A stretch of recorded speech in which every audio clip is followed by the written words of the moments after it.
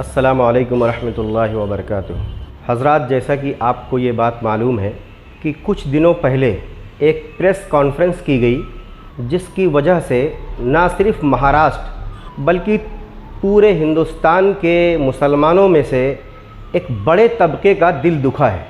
उन मुसलमानों को इस बात का अंदाज़ा नहीं था कि ऐसा स्टेटमेंट भी आ सकता है, लेकिन एक ऐसा स्टेटमेंट आप लोगों ने सुना, एक ऐसा प्रेस कॉन्फ्रेंस आपने देखा जिसको देखकर आपका कलेजा हिल गया, आपका दिल दहल गया और आपका सुकून गारद हो गया। हो सकता है कि आप हमारे वीडियो को मुसलसल देखते हों। मैं अक्सर ये कहा करता हूँ कि किसी भी शख्स से आप इतना ज़्यादा उम्मीदें वाबस्ता मत कीजिए कि जब वो अपनी औकात पर आए तो आपको अपनी उम्मीदों पर पानी फिरा हुआ नज़र आए। ये बात तो मैं आगे बताऊंगा आपको कि आपको वोट किसको देना है। उससे पहले मैं आपको बताऊं कि इस प्रेस कॉन्फ्रेंस से कई चीज़ें बिल्कुल खुल के सामने आ गई, यानी 2 और 2 4 की तरह वाज़ेह हो गया। एक चीज़ तो इस प्रेस कॉन्फ्रेंस ने यह वाज़ेह कर दिया कि हम इस मुल्क के अंदर मुस्लिम लीडरशिप नहीं चाहते हैं, हम मुस्लिम लीडरशिप के मुखालिफ हैं। दूसरी बात इस प्रेस कॉन्फ्रेंस के ज़रिए से जो वाज़ेह हुई वो ये हुई कि कोई शख्स मुसलमानों के लिए कितनों ही हमदर्दी जताता हो, कितनों ही अपनी जान खपाता हो, कितनों ही अपनी जान हथेलियों पर लेकर हिंदुस्तान में घूमता हो, यकीनन हम उसके वफ़ादार नहीं हैं। इस प्रेस कॉन्फ्रेंस ने इस बात को वाज़ेह कर दिया। मुझे ये बताने की ज़रूरत नहीं है कि मुल्क के किसी भी इलाके में मुसलमानों पर होने वाले जुल्म के ख़िलाफ़ कौन आवाज़ उठाता है, यकीनन आप जानते हैं।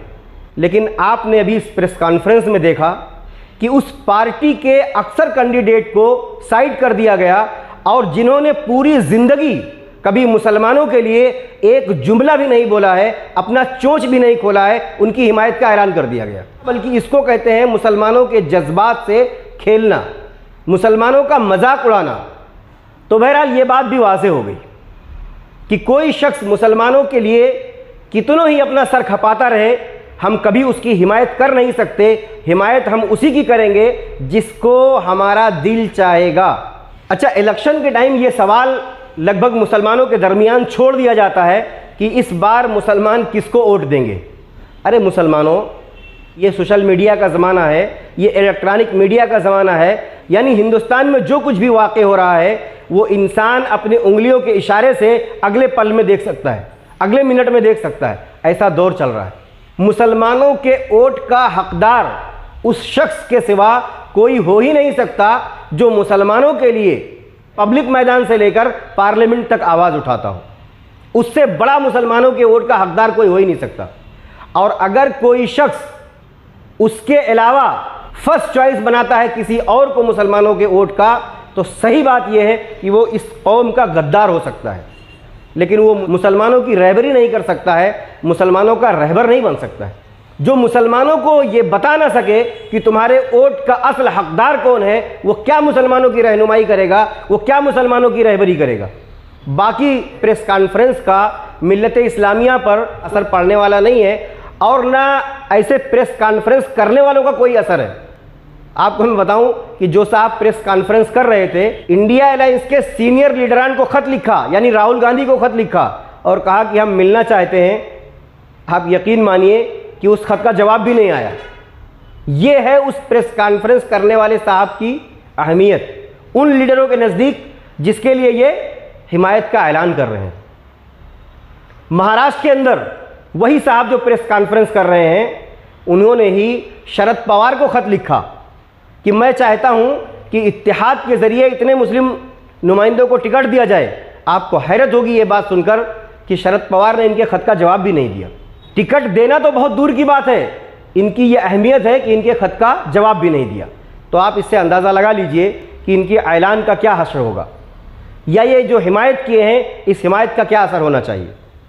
ये जो इत्तेहाद आप देखते हैं ना, इत्तेहाद, ये इत्तेहाद आपका सियासी नुमाइंदगी बढ़ाने के लिए नहीं है, बल्कि आपकी नुमाइंदगी को ख़त्म करने के लिए। आपका सियासी वक़ार ख़त्म हो जाए, आप सियासी एतबार से अपाहिज हो जाएं, आप सियासी एतबार से माजूर और मजबूर हो जाएं इनको वोट देने के लिए, इसलिए ये इत्तेहाद बनता है। अगर ये इत्तेहाद आपकी हिमायत के लिए बनता, आपकी अच्छाई के लिए बनता, तो 7 MP पार्लियामेंट से उस वक्त गायब ना होते जब सबसे ज़्यादा उनकी ज़रूरत थी।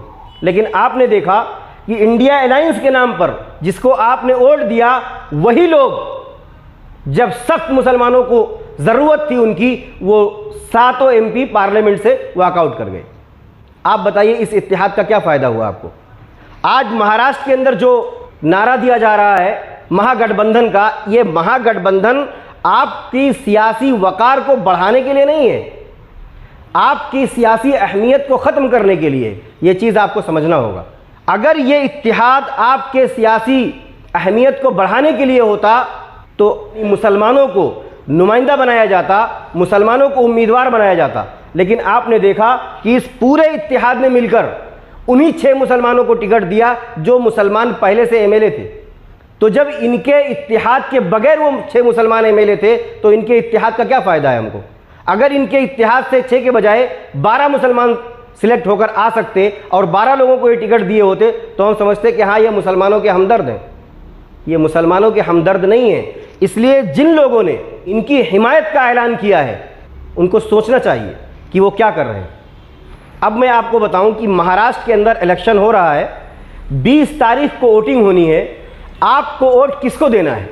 तो 20 तारीख को फजर की नमाज के बाद जब आप वोट डालने जाएंगे, आप उस पार्टी के कैंडिडेट को वोट देंगे जिस पार्टी का MP, जिस पार्टी का सदर आपके लिए दिनों रात बेचैन रहता है, जो शख्स मुल्क में मुसलमानों पर हुए हर जुल्म के खिलाफ शीशा पिघलाई हुई दीवार बनकर खड़ा रहता है, आपकी आवाज़ उठाता है, आपके बारे में सोचता है, आपके बारे में बोलता है। सबसे पहला यानी फर्स्ट चॉइस आपकी वही पार्टी होनी चाहिए। उस पार्टी का कैंडिडेट हार रहा हो फिर भी आप उसको वोट दें, तो उसका वोट शेयर बढ़ेगा। इलेक्शन ज़रूर हारेगा वो, लेकिन वोट शेयर नहीं हारेगा, वोट शेयर बढ़ेगा उसका। और पार्टियों का वोट शेयर काउंट होता है, सिर्फ कैंडिडेट की हार जीत ही काउंट नहीं होती है। आपकी फर्स्ट चॉइस मजलिस इत्तेहादुल मुस्लिमीन होनी चाहिए, इसलिए कि वो आपकी अपनी पार्टी है, आपके साथ में हर मौके पर खड़ी है। इस्लाम के खिलाफ, मुसलमानों के खिलाफ जितने मजालिम हो रहे हैं, हर जुल्म के खिलाफ अगर कोई बोलता है तो इसी पार्टी का नुमाइंदा है। ये मुझे बताने की ज़रूरत नहीं है, आप सोशल मीडिया के ज़रिए से बखूबी वाकिफ़ हैं इसको। इसलिए मेरी दरख्वास्त यही है कि आप मजलिस इत्तेहादुल मुस्लिमीन के 16 कैंडिडेट महाराष्ट्र के अंदर लड़ रहे हैं, आप उनको अपना कीमती वोट देकर इनको कामयाब बनाइए और कम से कम दर्जा ये है कि आप इनका वोट शेयर बढ़ाइए।